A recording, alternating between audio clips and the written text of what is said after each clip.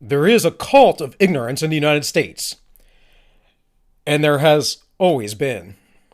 The strain of anti-intellectualism has been a constant thread winding its way through our political and cultural life, neutered by the false notion that democracy means that my ignorance is just as good as your knowledge. That is Isaac Asimov. As a democracy is perfected, the office of president represents more and more closely the inner soul of the people. On some great and glorious day, the plain folk of the land will reach their heart's desire at last, and the White House will be adorned by a downright moron. H.L. Mencken. And this, folks, is all minus one. Welcome. Please hit that like button, share, subscribe. Make sure you're subscribed if you watch me regularly. I apologize for not putting really any content out this week. I've had some family stuff going on, so just was not able to do so. Was doing my my live show, though. The ends justify the memes. And in fact, we did a show last Saturday at 3 p.m., and we'll be doing the same this Saturday coming up at 3 p.m. With our friend Kiza GT, who is one of the co-hosts on the Unix Corner Club. In any case, why do I bring up these quotes? Well, because elitism seems to be the norm of the day. Plutocracy, technocrats, if you would. People who think that they know better than you. Isaac Asimov was quite a brilliant man, a very prolific author. I'm a big fan of H.L. Mencken. He was a journalist, a newsman, who was very classically liberal-minded, very libertarian, and looked at things in a very different way.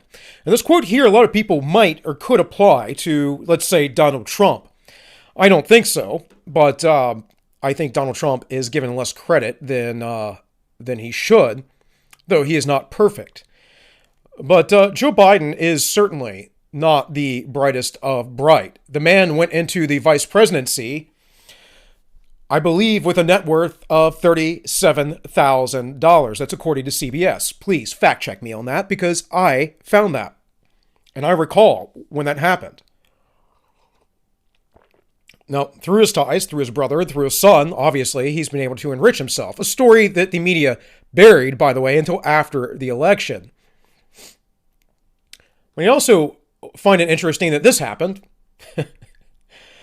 From the Hill, a poll, 60% approved of Biden's job as president-elect.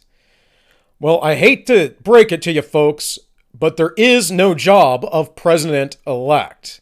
In fact, Joe Biden isn't even technically through the process yet. It won't be until January 6th, and really inauguration on January 20th. But January 6th, when the Congress decides that it will certify the Electoral College. And there are still lawsuits coming through. Of course, then we had some breaking news just the other day about Justice Roberts saying he doesn't care. Screw Trump. There's riots going on right now. I don't know how you can approve or disapprove of a non-job. But what I really want to talk about here is the Great Reset. The Great Reset. Because you see, a quote like this from Isaac Asimov, a quote like this is a quote from an elitist perspective. You're too dumb to understand how democracy actually works, and I'm smarter than you. Well, Klaus Schwab thinks he's smarter than you too, and he wants to bring in this Great Reset while he's also wearing his magical uniform here, dressed up as the Emperor or Blofeld from James Bond or Dr. Evil or something of the sort.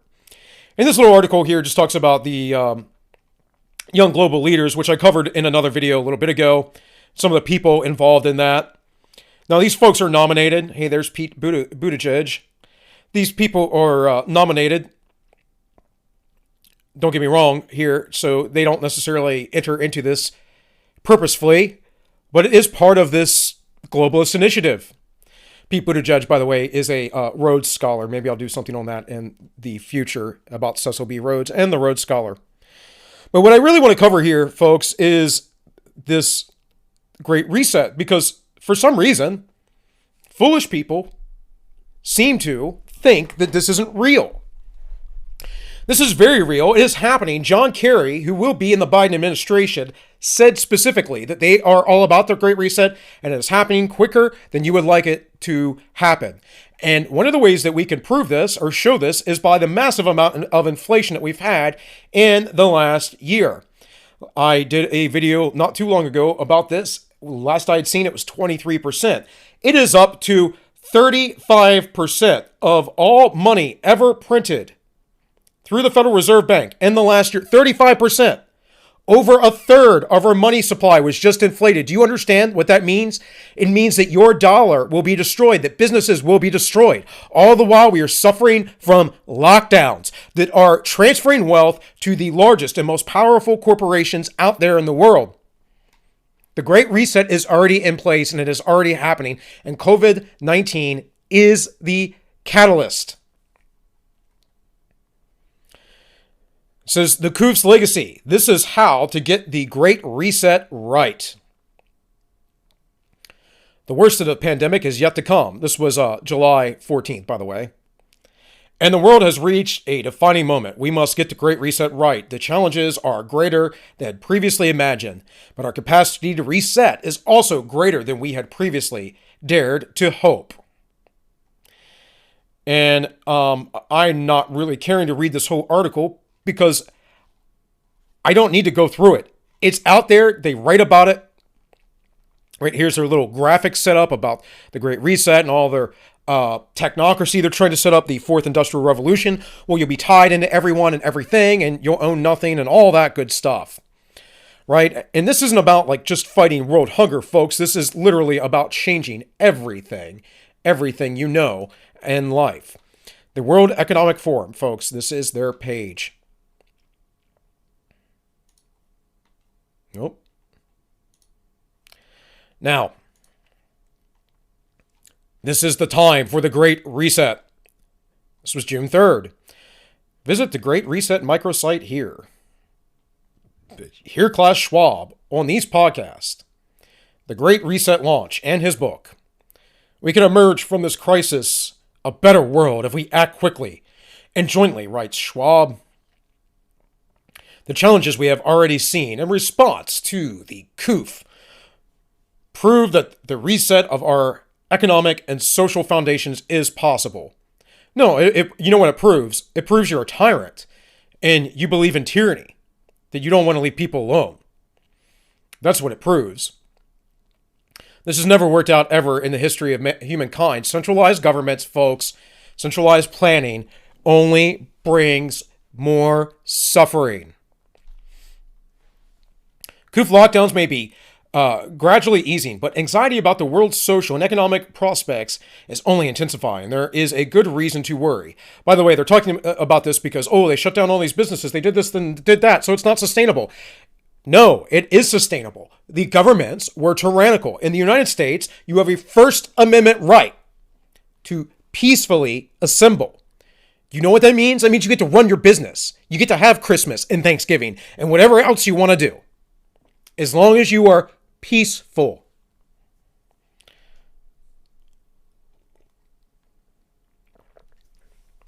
It says there is good reason to worry. A sharp economic downturn has already begun because it was forced.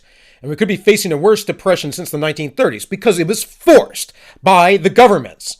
And it is not warranted based on what is going on, who is dying, when they died, mass lockdowns, all of that stuff. Period. You could argue with me, the data says otherwise. And I will cover some data here in a moment. To achieve a better outcome, the world must act jointly and swiftly to revamp all aspects of our society and economies, education and social contracts and working conditions. Every country, from the United States to China. Wonder why they said those two. You know why? Because the United States and China are the two world superpowers, and they're trying to transfer all of the power to China currently. That is why we are hyperinflating our currency. and says they must participate in every industry from oil to gas to tech, must be transformed. You mean the only industries that are important, at least for the reset: tech, oil, gas. Why? Because you need oil and gas to run the machine industry and the third industrial revolution. In short, we need a great reset of capitalism. No, we actually don't. You need things to fail. And we're not living in capitalism right now. There is almost no nation in the world that does not have some form of centralized planning or economy or bank. That's not capitalism.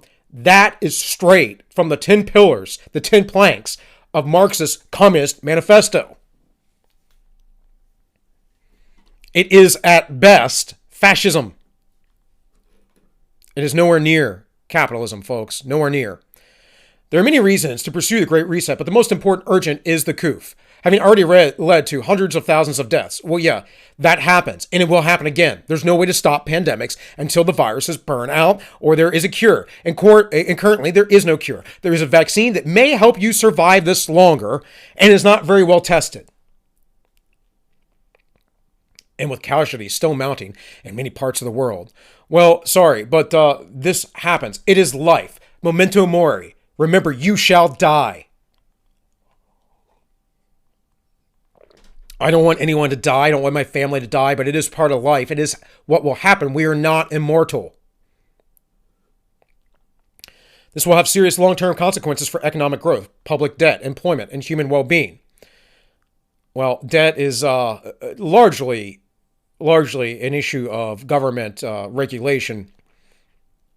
People do take on debt, but as far as currently the astronomical debt that is standing in the United States is because of all of their horrible monetary policies and the Federal Reserve Bank, which is a private institution that essentially charges interest on the money that they print out of thin air.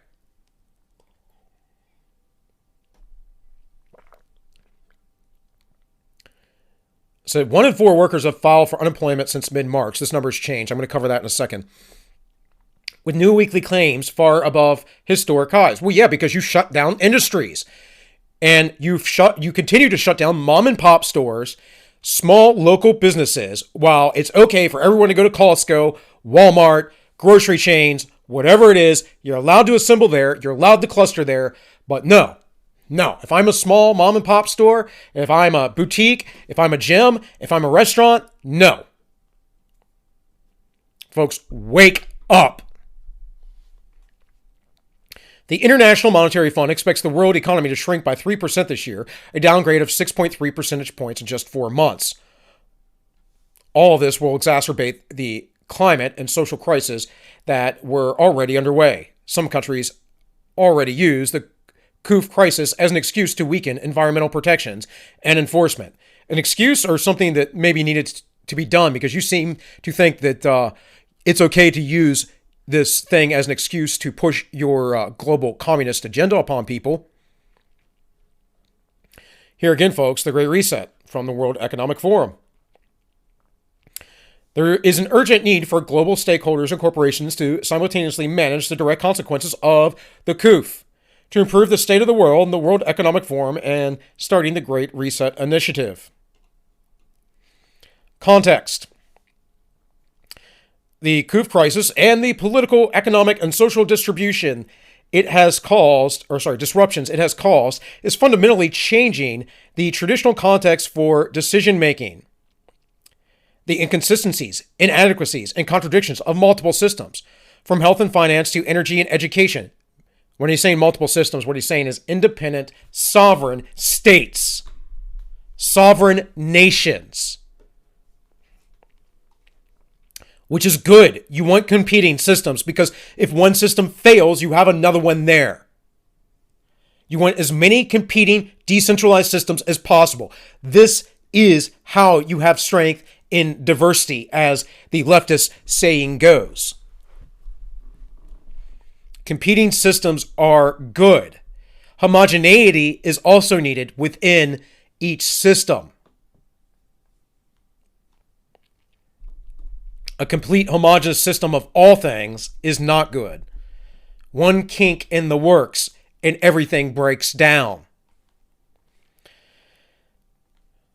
says from health and financial to energy and education, are more exposed than ever amidst a global context of concern for lives, livelihoods, and the planet. No, you're artificially doing all this. Literally. The rate of survival under the Coof is 99%. It is like 99 or 97% up to 94%, but 97% in the aggregate, and 94% for those who are over the age of life expectancy, about 70, 72 years old or so. Can you be healthy and pass away from this? Seemingly have no underlying conditions. Of course. Still, I don't think that amount of risk is excusable in destroying all economies of the world. Now, would I like to see an actual capitalist free market society in the United States? Absolutely. But we're not talking about that. We're talking about more top-down control. Folks, this hasn't made you better off. Think about the bailouts that they did in Washington. $2,000 for you and I. The big corporations, tons and tons and tons more. George Clooney calling for the theaters to be bailed out. George Clooney is a multimillionaire. What does he need the money for?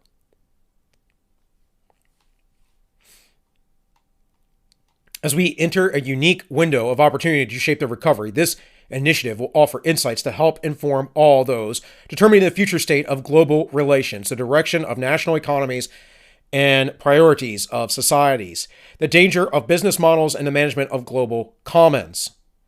There are no global commons. Let me also educate you very quickly of the tragedy of the commons. This is when resources are destroyed because there is no ownership. Because they are public resources, people just take them and destroy them. Your communist utopia, left-wing nonsense actually does more harm to the environment and natural resources than ownership ever would. When people own things, they tend to take care of it. When the community and the government, the public owns things, they tend to destroy it at the behest of the folks who need it, who want it at the time. Why? Because no one manages the resource. Like a public bathroom, or would you rather go to a private bathroom? Drawing from the vision and vast expertise of the leaders engaged across the forum's communities, the Great Reset Initiative has a set of dimensions to build a new social contract that honors the dignity of every human being. Except for those of you who won't go along, because I guarantee you will be put against the wall.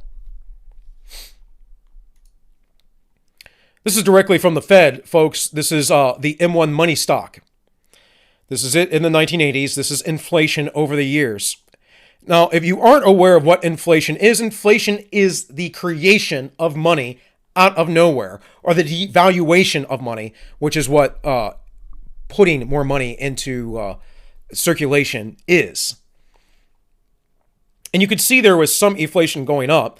And here, right around the housing market crisis of 2008, it went up. And we continued on this monetary policy for a while. This is intentional in all respects, to my mind. It is to devalue the American currency, to get rid of the petrodollar, to keep basically Americans from growing the economy and being the world superpower, and to transfer that wealth to other nations, much like all of the outsourcing that has been going on for decades in the United States. The stuff that Donald Trump was trying to stop, and the stuff that the globalists hated that he did.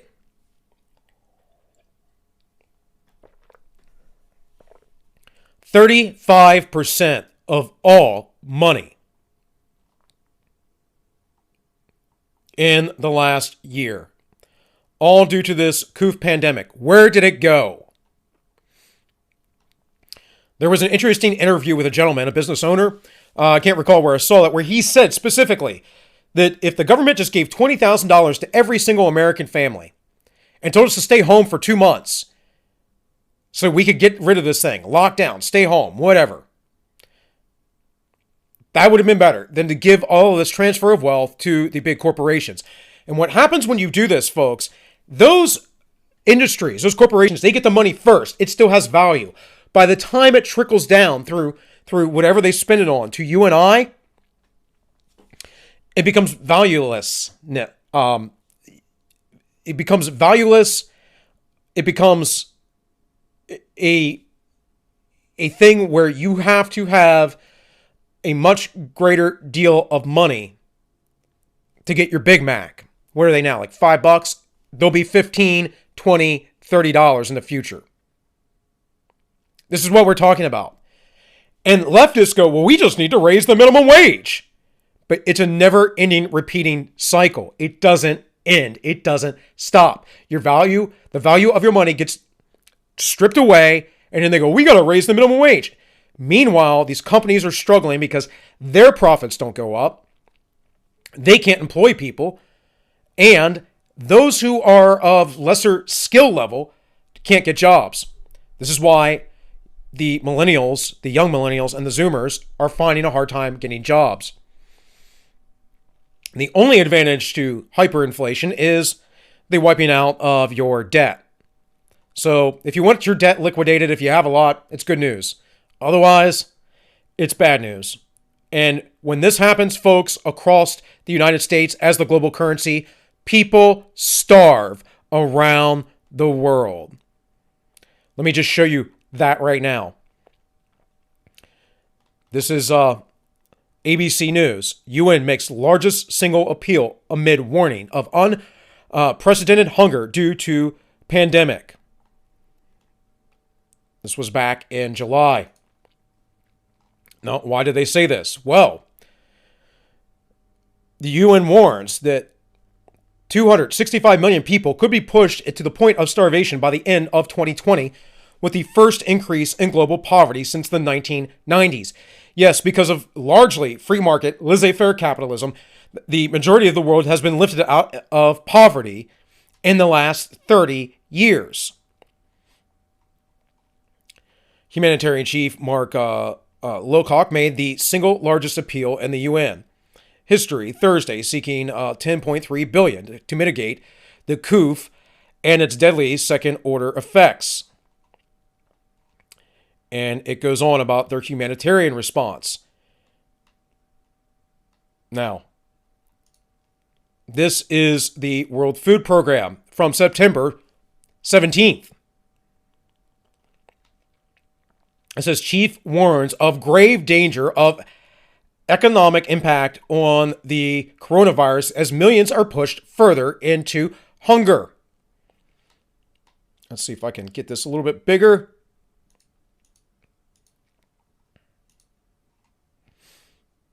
It says 5 months ago, I warned the council that the world stood on the brink of hunger and pandemic, a toxic combination of conflict, climate change, and the Coof. I don't know what climate change has anything to do with this, but they always got to sneak it in there.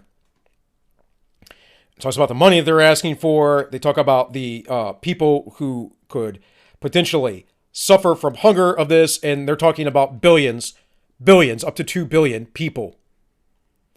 And this will happen, folks, as industry declines in the United States. Do you know why? Because people here in the United States won't have money to spend on products. They won't have jobs to spend on products and things that keep the economy running. And then all the big companies that outsource to other countries in sweatshops, if you would, as the left likes to call them, the sweatshops, they aren't getting paid anymore. Guess what happens? They start to go hungry. They go back to their jobs as prostitutes, as trying to work in the fields, except for they don't have industrialized machinery for farming like we do in the States. They use man labor.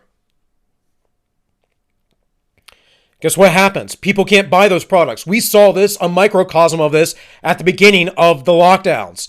People cannot have their goods shipped when everything is shut down. There is a supply chain breakdown. What happens then? People begin to starve around the world. And I can promise you, folks who like the Great Reset idea, folks who are the globalists, like that idea. They like the idea. You know why? Because they want to reduce the world's population. So as the Coof pushed countries everywhere to lockdown, the equivalent of 40 million full-time jobs have been destroyed, and the remnants have collapsed. The impact has been felt hardest by 2 billion people who work in the informal economy around the world, mainly in middle and low-income countries, already only one day's work away from going hungry. In other words, living hand to mouth. And folks, you don't know how good you have it in the West. That's why I can't stand the commies, because they complain about the most absurd things. So let's go to this really quick.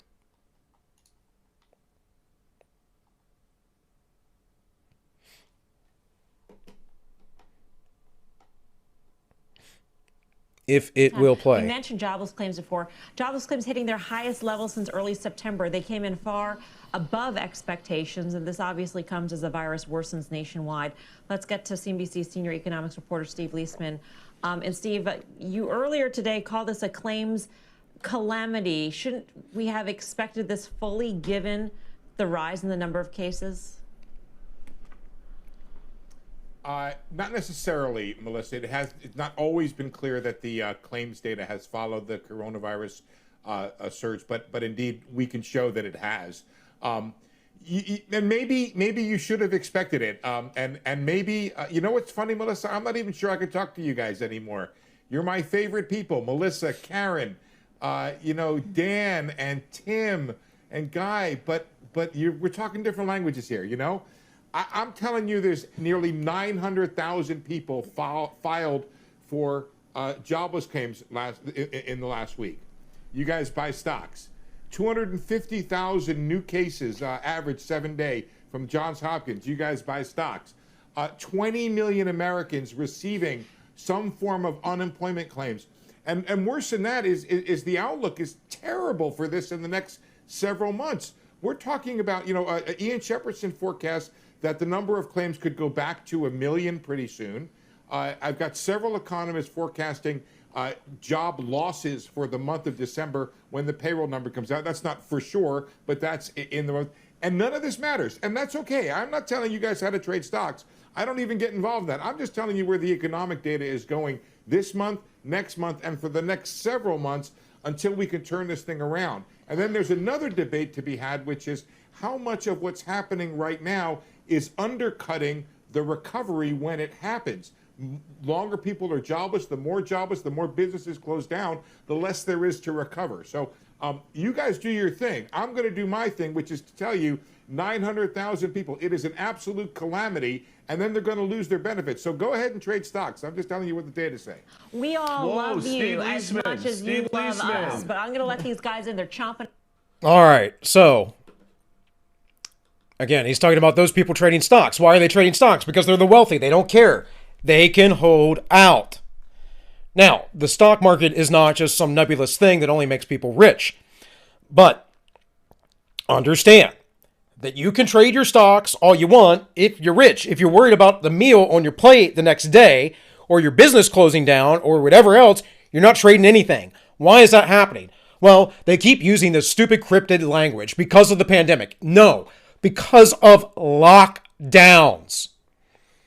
And here, a story I covered in the last video I made from November 2020, after Argentina opened up.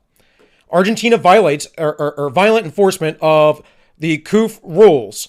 This is from Human Rights Watch. And what you'll see here is, if you read this article, the vast lockdown that happened in Argentina, I've showed you the stats before, essentially did nothing but violate human rights and make the poor poorer. And now they're taxing the rich, which will happen, by the way, over here in the United States, because there is no principle guiding any of this. It's about control and excusing the control. What happened in Argentina? Well, things spiked up and they dropped, just like it did every other nation. It just took longer to spike. And the reason why it took longer to spike is because they were locked down for, 8-9 months, however long it was that they were locked down. And this whole thing goes through incidences with police and how they were beaten and things that they've done. And all this has happened here in the United States as well. And while we have on the left, we have people who are very anti-police, you were getting that sentiment on the right as well. And the reason why? Because you all are enforcing draconian lockdowns and violating people's constitutional rights. Now, I found this interesting from John Miller. This was from December 13th. Despite the virus, U.S. deaths this year are literally no worse than they have been for the last 10 years, and maybe even on track to go down. And this is 2.5 million here in 2013, 2.6, 2.7 in 15, 2.8 in 2017, 2.9 in 2019, and then 2.5 million. And he has the data. Go check that out. Speaking of lockdowns, then we have the Great Barrington Declaration. And this is where public health officials and anyone, you can be a citizen and sign this, have signed this declaration saying, stop the lockdowns. It says the Great Barrington Declaration. As infectious disease epidemiologists and public health scientists, we have grave concerns about the damaging physical and mental health impacts of the prevailing Coof policies and recommended an approach we call focused protection. What I have been saying since the beginning. Do what you always do when you have something like this. You quarantine those who are sick, or you protect those who are at high risk. Coming from both the left and the right and around the world, we have devoted our careers to protecting people. Current lockdown policies are producing devastating effects on short and long-term public health. The result, to name a few, including lower childhood vaccination rates, worsening cardiovascular disease outcome because of due to high stress. This is a well-known thing in medical literature, folks. I am and have been trained for a long time in medical knowledge, and I just read a lot. So I'm not coming from this from nowhere. And you might go, well, Bill, are you a doctor? No. But you know what? It doesn't matter if I'm a doctor or not. I don't need a piece of paper to sit there and say, hey, I understand how these things work. Right? And you might say, well, that doesn't, how can you say so if no one's certified you as saying that it works? Well, folks, I don't know what to tell you. I guess every institution you ever loved and believe in is correct, even when they're conflicting, right? No, you got to be smarter than this. You got to be smarter. I have a functioning brain. I study and I read. I have been trained. I've worked in hospitals. I've worked in certain settings. I've dealt with infectious disease before. Trust me, I know what I'm talking about here. At least on a layman, or not just a layman, I should say, on a journeyman level, right? I'm trying to claim to be an expert. I don't really believe in the idea of experts anyways. That is a gross appeal to authority, and I'm not trying to do that for myself. I'm just saying, I understand how these things work. Cardiovascular disease goes up in wartime and times of stress with people in general, and that is a time going on right now. It says fewer cancer screenings and deteriorating mental health because people are social creatures. My wife and I are discussing right now about doing something about her grandfather who is locked away by himself, miles away, thousands of miles away from his family because his mental health is deteriorating because of these things. And it's sad. We don't want her grandfather to die alone. Is it better that we keep him potentially away from the virus and locked down and locked away alone so that he can die in misery? I don't think so. I'd rather have, personally, my last years be the best they could be, surrounded by people who love me and care for me. Pretty sure he would too. Leading to greater excess mortality in years to come. I've talked about this before. With the working class and younger members of society carrying the heaviest burden, keeping students out of school is a grave injustice. Keeping these measures in place until a vaccine is available will cause irreparable damages with unprevailed, disproportionately harmed, the underprivileged disproportionately harmed. And again, the vaccine only helps you recover from this thing better. It is not an actual vaccine. Fortunately, our understanding of the virus is growing. We know that the vulnerability to death from the Coof is more than 1,000-fold higher in the older and infirm than young. Indeed, for children, it is less dangerous than many other harms, including influenza. That is true. I've shown you the data on this over and over again. As immunity builds in the population, the risk of infection to all, including the vulnerable, falls. In any case, you can go on and on and on. Adopting measures to protect the vulnerable should be the central aim of the public health response as the Coof. By the way, an example, nursing homes should use staff with acquiring immunity and perform frequent PCR testing. Now, PCRs can be used well and they can be used wrong. So we have to understand that. But you can go read that for yourself, folks. Now, excuse me, you can read here from October 15th, 2020, World Health Organization. What do they have to say? Well, first off, they talk about herd immunity. This is quite telling. What is actually going on here? Herd immunity, also known as population immunity, is a concept used for vaccination. No, it's not just vaccination. But the vaccination that we are giving is not giving immunity. There is no immunity with the current vaccination. It is only bolstering up your immune system to fight the virus. This is according to Pfizer and the other companies who are developing this vaccine at the moment. It says herd immunity is achieved by protecting people from a virus, not by exposing it to them. That is not true. In fact, one of the ways that we got people to be vaccinated from smallpox, the primary way, starting in the 1700s, was, maybe it was a little bit sooner than that, but I believe it was the 1700s, was we took cowpox and we exposed people to the scabs and we gave them purposefully cowpox. We gave children cowpox and that vaccinated them.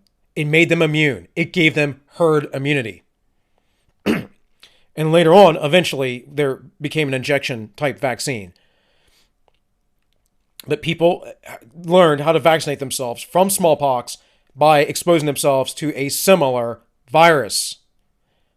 Yes, folks, that is not what this is saying. And this is why I don't trust an organization which is corrupt like the World Health Organization, despite what, big tech says, my YouTube, Google overlords. Vaccines train our immune system as it creates proteins that fight disease, blah, blah, blah, blah, blah. With herd immunity, the vast majority of the population are vaccinated, lowering the overall amount of the virus able to spread in the whole population. The percentage of people who need to have antibodies in order to achieve herd immunity against a particular disease varies with each disease. For example, with measles, 95%. The remaining 5% will be protected. With polio, the threshold is about 80%. What is the WHO's position on herd immunity as a way of fighting the Coof? Attempts to reach herd immunity through exposing people to a virus are scientifically problematic and unethical. No, you are liars. You are absolutely lying. I just told you of an example of how we did this. That is actually how we make people immune with the flu vaccine, which, by the way, has about a 40 or 50% rate of effectiveness. Otherwise, we would just have one flu vaccine that worked on all strains. No, influenza mutates, changes, different strains. They pick one that they think, or a few that are the strain for that coming year, and they use it. And I might add that influenza counts are down currently. I wonder why. It's not because of mask lockdowns or social distancing, folks. It's because they're not counting it. It's because people are fudging the numbers. It says, we are still learning about immunity to the Coof and developing an immune response within the first few weeks. We don't know if it's strong, if it'll last. That's true. We don't know how long it'll last. It's something we're probably going to have to live with. We also know this is like we live with the flu every year. People have lived with much worse over the years. What do we know about immunity from the Coof? Well, it gets into here. Most people who are infected develop an immune response within the first few weeks, blah, blah, blah, blah, blah. Globally, data. The seroprevalence study suggested that less than 10% of studies have been infected, meaning that the vast majority of the world's population remains susceptible to this virus. I read to you an article the other week about that. Large-scale physical distancing measures and movement restrictions, lockdowns, can slow the transmission by limiting contact between people.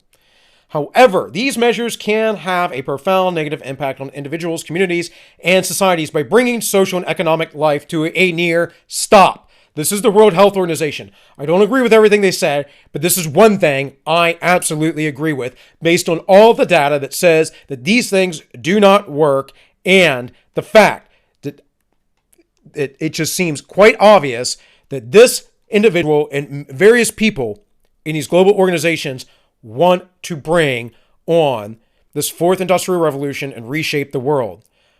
Again, this is how the Great Reset, or this is how we get it right. Now it's time for a Great Reset. What's this say up here? Taking advantage of this whole thing. Destroy these economies. This is what happened in Argentina. It solved nothing. They still had a 60% infection rate. Again, go back to my video, which I will probably link it. Go back to my video I made last Friday. Here are the actual rates based on CDC statistics. The Great Barrington Declaration actually seems to agree with the WHO. It also says such measures disproportionately affect disadvantaged groups, which people in the first world who are doing all right generally don't think of, because out of sight, out of mind, and you've never been there. No, I have, and I've seen how those people live, and it is world-altering, let me tell you. Including people in poverty, migrants, internationally displaced people, and refugees. Why migrants? I thought that allowing everyone to migrate was the best thing ever. No, it's not. It actually puts people in worse poverty. Something they don't tell you about when you get into the data. I guess I'm going to have to make a video about that sometime. In any case, WHO is basically against the lockdowns unless absolutely necessary, last minute. Like last resort, I mean. So, again, that is the World Food Program we got going on there. Now, I'll probably come back to this. In fact, I might just bring this up as a separate article so I don't run too long. This is a rebuttal to Klaus Schwab, his article on the Coof crisis. This was November 29th. Interestingly, being a blog and whatever else, probably because of what it said, I share things on Facebook to myself through Messenger just so I can, get it from my phone to my computer or whatever else. I send myself stuff. I don't use everything I send that way, but I do. And this, they would not allow. This is forbidden information. So let's get into mask very quickly, very briefly. This is Principia Scientific International. It says, world top epidemiologists, masks don't work. August 8th, 2020. I had someone argue with me in the comments about this whole thing. How can you say the masks don't work? Blah, blah, blah. Because that's what the data says. Because there are basic principles that we understand work within virology. There has to be a medium of dissemination. So when you sneeze, you're aerosolizing everything. When you cough, you're sending out some particles, right? When you spit, the virus is in the spittle, in the droplets. Does a mask protect from that? Yes. Are you doing that when you normally speak or whatever? No. Is there a distance in which those things travel? Yes. Is the case for masks one about compliance or is it one about safety? By the way, folks, I don't care if you want to wear one. If you want to do it because you're worried about it or you're a good person or whatever else you have going on in your mind, do that. What I don't like is draconian mandates. I don't like technocracy and plutocracy. I don't like those things because I am not an elitist, unlike someone here like Isaac Asimov. So it says, Denmark boasts one of the lowest Coof death rates in the world. As of August 4th, the Danes have suffered 616 deaths. Now, probably because of their great health. Not even their healthcare system, but probably because Danes in general are in really good health. And this is a common factor in rates of death. That's less than 1/3 of the number of Danes who died from pneumonia or influenza.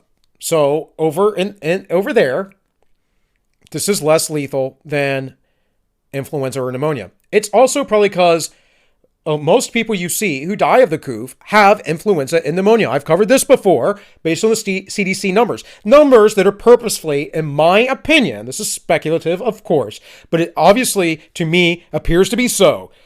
They sit there and garble on purpose so people cannot make any sense of it. And we've seen statements from the CDC saying being political and hiding things about these numbers as well. Despite this success, Danish leaders recently found themselves on the defensive. The reason is that Danes aren't wearing face masks, and local authorities, for the most part, aren't even recommending them. And this is not just in Denmark. This is in countries across the world. They don't wear masks. Do your freaking research. Don't make an argument against me until you get your research right. And I know in the last video, we had a respectful conversation, sent me a link to some meta study. I don't believe it because it's a new study. And all of a sudden, if you follow the money, these new studies say different things than all of the old studies. It says the whole world is wearing face masks, even Donald Trump.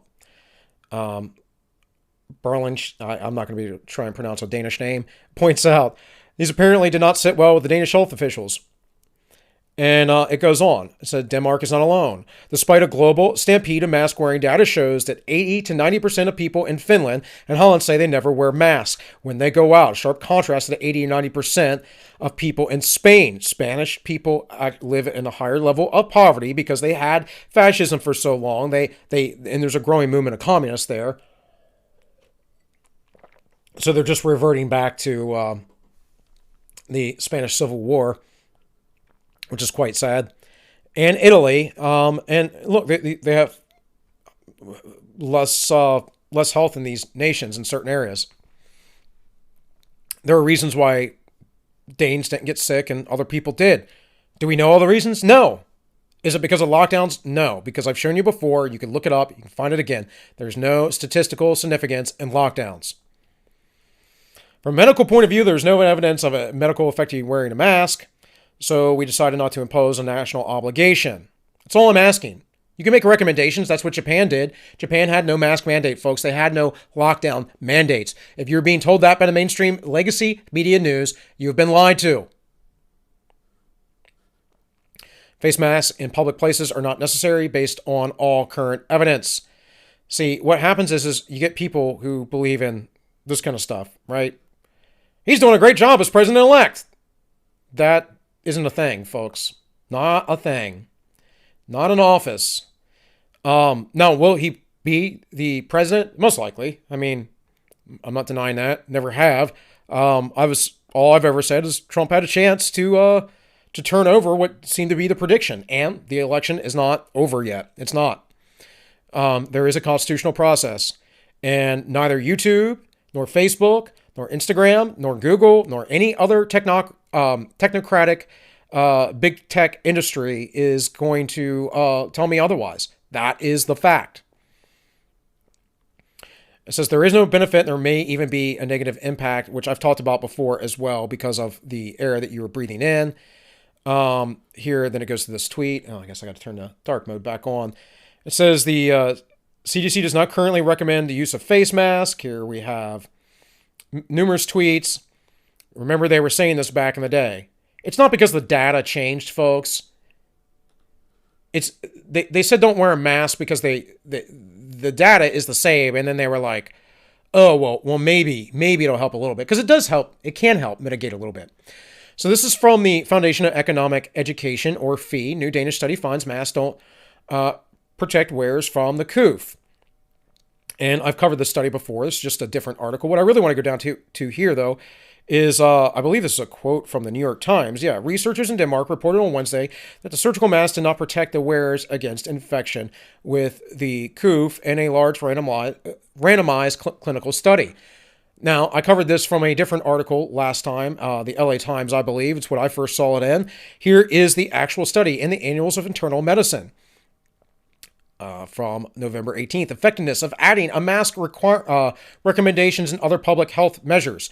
Now, they did this in Denmark, and the reason why is because they did not have mask requirements. So observational evidence suggests that wearing masks mitigates transmission. Mitigates, folks, does not stop it. Slows it down. But if lockdowns did that as well, then why didn't it help in Argentina with a 60% infection rate? We're locking things down for a 2 and 3% infection rate. This isn't about the virus. And I'm not going to sit here and deny that such a thing exists. I absolutely believe it exists. I think it's an excuse to freak people out. To assess whether recommending surgical masks are used outside the home reduces wearers' risk of SARS-CoV-2 infection, and settling where masks were uncommon, blah, blah, blah. Randomized control trial in a Danish study to access face mask protection. Setting Denmark, April and May 2020, right at the beginning, right at the spikes of all deaths in just about every nation. Adults spending more than 2 or 3 hours outside the home without occupational mask use. Encouragement of following social distancing measures for the Coof disease 2019, plus either no mask recommendation or mask recommendation to wear the mask. Supply 50 surgical masks. Primary outcome. Where is it 1 month with antibody tests? And it talks about the PCR tests. And then a total of over 3,000 participants recommended to wear the mask, and nearly 3,000 as a control. And then another almost 5,000 completed the study. And then here it talks about the differences. It says infection with the SARS-CoV-2 occurred in 42 participants recommended mask and 1.8% and 53 controlled patients, 2.1%. That means there's no statistical significance, folks. Between the group difference was a 0.3 percentage, 95%. It goes on. Talks about the p-value, the odds ratio, and all that stuff. There is no statistical significance in if you wear one or don't. Will an N95 or a gas mask or something work for you? Probably. That might be coming next. Here's my question. If these things work so well, if they really work so well, why aren't they being issued to everyone by the government?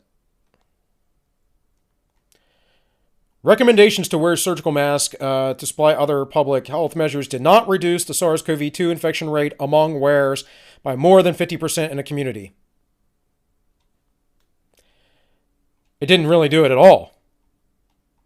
And they mean more than 50% based on that 0.2%, that 0.21%, and that 0.18%. That's what they mean. That's the 50% they're measuring, folks. Between the point or the 2.1% who didn't wear them as a control group, who got sick, and that 1.8% who got sick, who did wear them.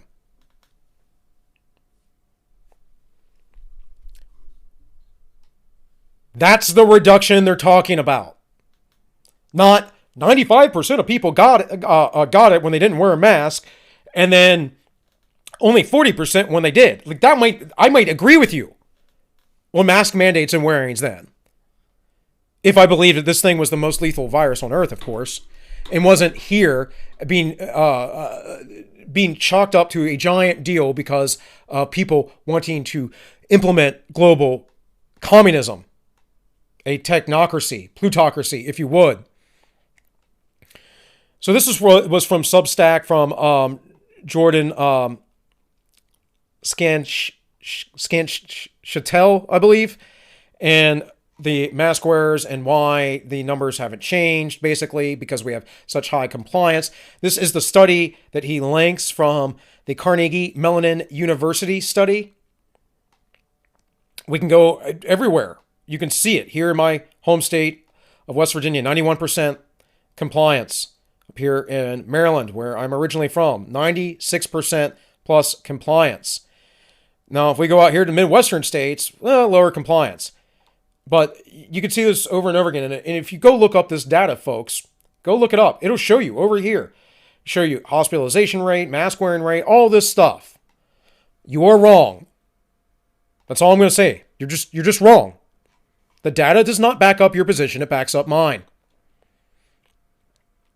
Here, Oxford epidemiologist, this is from Louder with Crowder. Now, I had actually featured these guys in this video. You can watch here on Heard.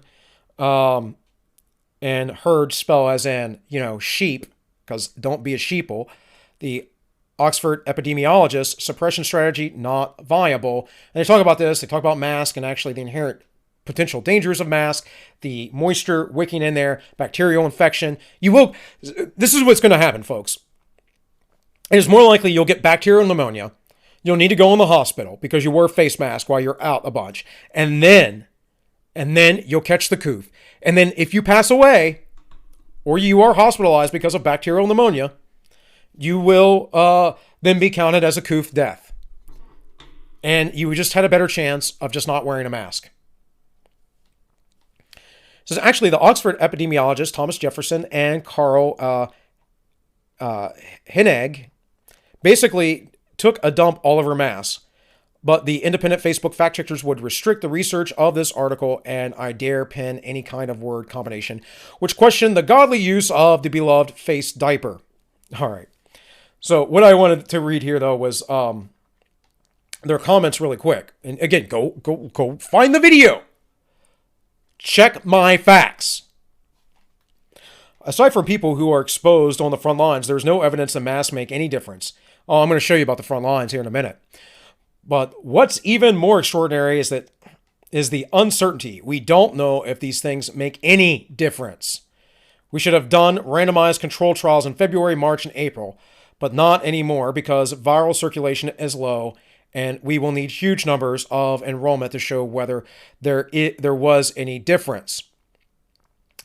Need I remind you, I've covered this before, about the vaccination trials in England that they were concerned with because they just could not find enough COVID patients.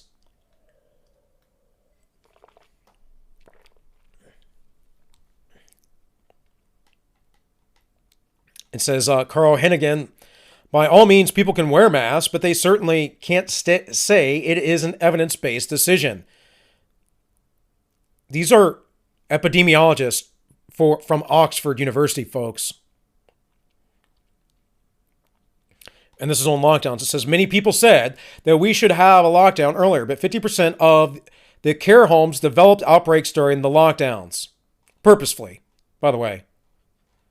Not to be libelous, but I am more than certain that Gretchen Whitmer, Andy Cuomo, and Tom Scott and the rest of them that did this, put nursing home patients, took them to the hospital, brought them back to the nursing home, and also people who were young and going to get over the virus.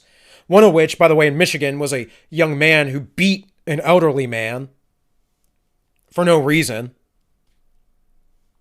And then that elderly man, I haven't confirmed this, but I do recall hearing, later on took his life. Probably a death of despair. But yeah, you're worried about other people in the grocery store wearing a mask when you go out all the time. Yeah.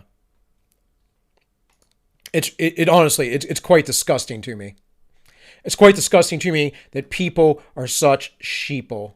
That people would just listen to anybody that, I'm not an elitist, folks, but you wouldn't look at the information. Or that you would just go along with things.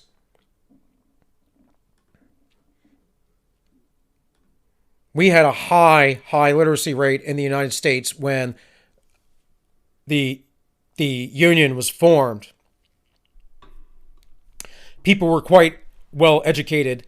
And since the federal government has gotten involved with the education system, since it's become more and more involved with the state governments as well, since it's become this big national thing, it has gotten worse. We can see that in state testing over and over again. There is evidence that numbers with an IQ have gone down in this nation. But you get your bread and circuses, you get your sports, and you get your entertainment, and you get your little prepackaged thoughts from the MSN and the CNNs and the Fox Newses and whatever else. And granted, I've said it before, I think Fox News does tend to do a better job than those two outlets. But man, let's talk about ABC and CBS as well, because they're not the best either. They're basically party line propaganda, folks. They're American Pravda. We as individuals are part of the problem because sensationalism drives people to click and read information. Yep. Anyways, it goes on. Go watch it. Go watch this video. I played it before, not going to do it today because I want to get into this. This is an article I brought up last time. Face masks, lies, damn lies, and public health officials, a growing body of evidence. So ResearchGate. And it goes through this and how they're just not what they're saying. Talks about the said harms and risks include a cloth. Let me turn this off because I'm still going to be there. It says the said harms and risks include that a cloth mask becomes a culture medium from a large variety of bacterial pathogens and a collection of viral pathogens. Given the hot and humid environment and constant source, it also creates a mild hypoxia because you're overbreathing in CO2 and some other stuff. Again, it's just not overall good for health, folks. You're actually making people more likely to get infections. Fabrics are hydrophilic, which is meaning that they're not, they don't like water. Whereas medical masks are they do like water, whereas medical masks are hydrophobic. Hydrophilic mean they love water. I'm sorry, I got that backwards. Hydrophobic means they hate water. So medical mask is better. Now, mind you buy a mask, can't really buy a medical mask because if you buy a mask, it says intended not for medical use. Look at the little packaging. In short, I argue op-eds are not evidence. Irrelevant does not, irrelevance does not help, and more bias does not remove bias. The mantra of a growing body of evidence is self-serving contrivance that impedes good science and threatens public safety. And I agree 10,000%. Again, ResearchGate, face mask, lies, damn lies, and public health officials, a growing body of evidence. Now, from the CDC, your mask offers some protection. Okay, well, I just showed you the some protection. It's 1.8 versus 2.1%. That's the some protection, according to a Danish study. Here is the reference links to the CDC's arguments. Now, interestingly, this is from 2020. All of a sudden, 2020, we got new science. New science we never knew about viruses and bacterial transmission and whatever else before in 2020. Stop being so foolish, folks. 2020. So here, 2020. Now here's a 1994 study. I brought this up. Visualization of the effectiveness of the mask in the obstruction of respiratory jets. It does not confirm anything. Do you see this plume here? Do you see this plume above head? That's what happens. The CDC is quoting this study of imaging they did. By the way, imaging that looks like this. Let's see if it will come up. A smoke generator and a face mask. This is not how your breath works, by the way. 3 feet of projection, 6 feet, 12 feet. With a mask, this is a cloth mask. Leak from the top, leakage through the bottom of the mask. Look at that. Oh, look at that leakage. How it just rises above.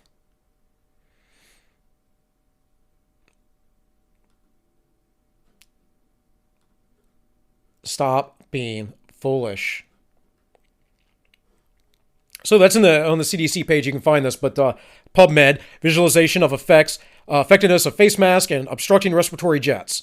That is from Phys Fluids, 1994. And then there's an update here in 2020. Here is another one that I found in here that was an older date, because that's 2020, 2020, 2020, 2013. Now, I'm not going to go through every study they're trying to cite here, but just to give you some examples here. So, the 2013 study. Testing the efficacy of homemade masks. Would they protect an influenza pandemic? And basically, they say no. No. Results. The median fit factor of homemade mask was of 1/2 that of the surgical mask. Both masks significantly reduced the number of microorganisms expelled by volunteers, although the surgical mask was 3 times more effective in blocking transmission than the homemade mask. And I can assure you, If you are working in a medical environment, you do get a fit test with an N95 mask. I have done this many times every year for 13 years of a career, and later on, when I worked in a hospital environment as security, if you are doing direct security upon a person who has a highly contagious disease, you are wearing that mask, you are putting a whole entire suit on. It's a whole thing. And it's not anything that we're doing today. And we would be doing that if people actually believed that this thing was such an issue. Here's a study I brought up before, a cluster, I believe last week, randomized trials of cloth masks compared to medical masks and healthcare workers. Now, this essentially said the same thing about medical workers that provided no real protection. It actually is a reflection if you compare the study to the Danish study I just talked about, except for this study is much older. This is funny, though, because even though this study comes from 2015, and this is from BMJ Journals, even though it's from 2015, then we had this little addendum here where the writers, the authors of this in 2020 had to say, wait a minute, we didn't quite mean what we said. And they wrote all these articles basically as addendums to why you need to wear the Coof mask. You know what's really going on? This is what's really going on. The Great Reset, folks. This is what's really going on, and the Coof is an excuse.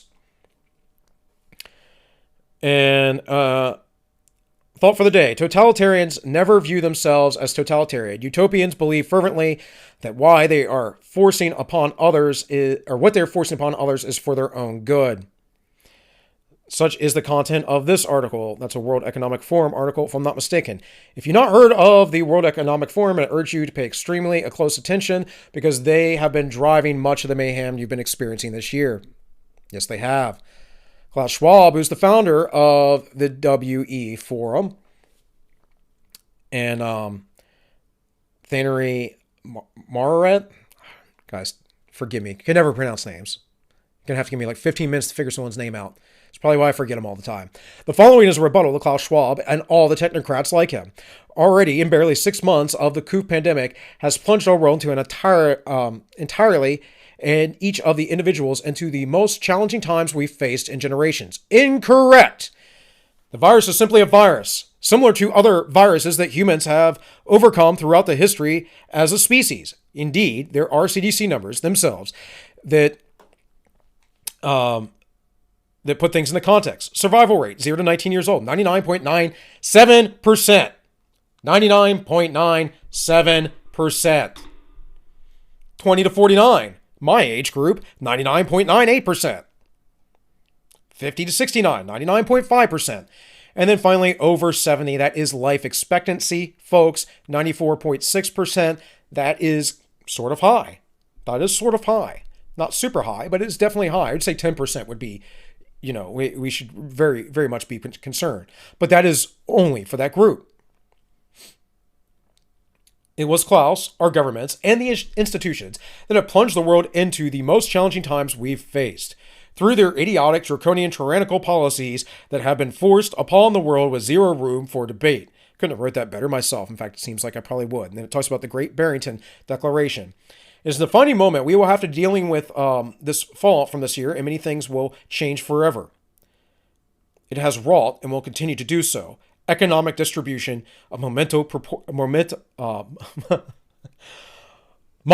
proportions, creating risk and violating the multiple fronts, political, social, geopolitical, while exacerbating deep concerns about the environmental and also exceeding the research of technology into our lives. Yada, yada, yada.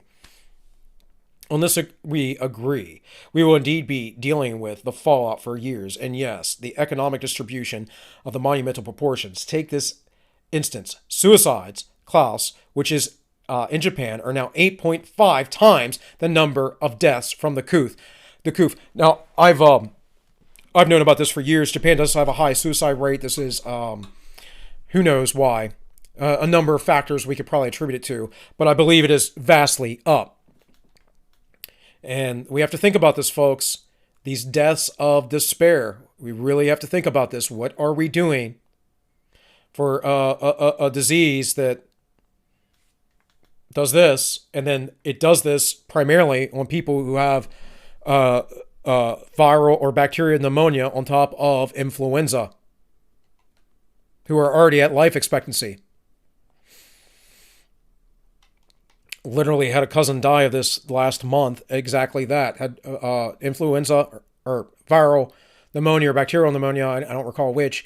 Went to the hospital, got the Coof during his stay, and he passed. I mean, but is that a Coof death or is that a pneumonia death?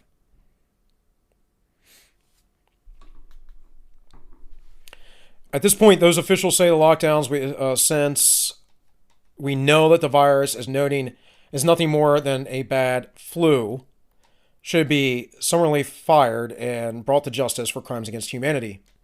At this point, it would be worth listening to Dr. Roger Hodkinson, an ex-president of the pathology section of the Medical Association and formerly certified by the Royal College of Physicians and Surgeons of Canada. Now, every time someone has put out a statement, by the way, who has been a very intelligent, well-spoken, thoughtful man, they have been condemned by their peers. You know why? You got to follow that sweet, sweet research money. Or people want these lockdowns. People want this World Economic Forum. You have to look into motivations, folks. Like, you're not going to say I'm motivated by money because I don't make any. I'm motivated by truth. I'm motivated by actual justice, true justice. I'm motivated by wanting people to be free and to pursue their lives and that they can be prosperous. These people are not. They want to control you. They are technocrats. They think you're too stupid to rule yourself. And in some cases, maybe you are.